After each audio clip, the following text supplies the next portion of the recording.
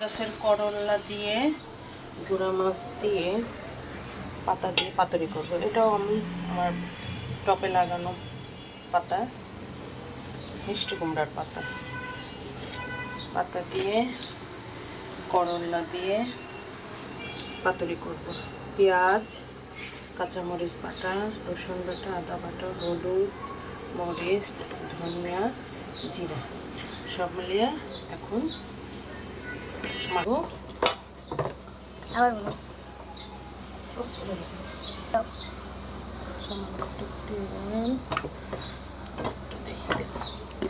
একটুখানি তেল, গুঁড়া মাছ,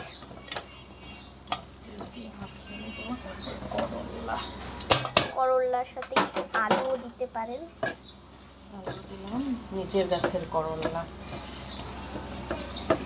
দিয়ে এগুলো পাতার মধ্যে ভরবো।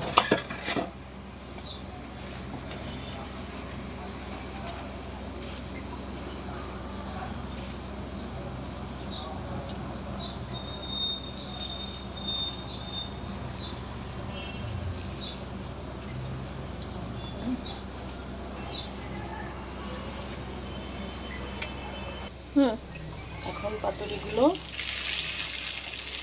সব একে একে তেলে ভেজে নেব।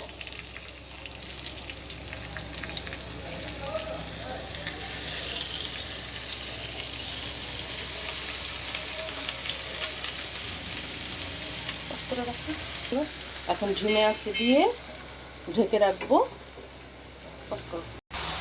প্রায় হয়ে গেছে, ঝিমে আছে ঢেকে রেখে দিয়েছিলাম। এখন নেড়ে চেড়ে নামিয়ে ফেলবো। আমার পাতা কম হয়ে গেছে তো সেজন্য মাছ বেড়ে গেছে।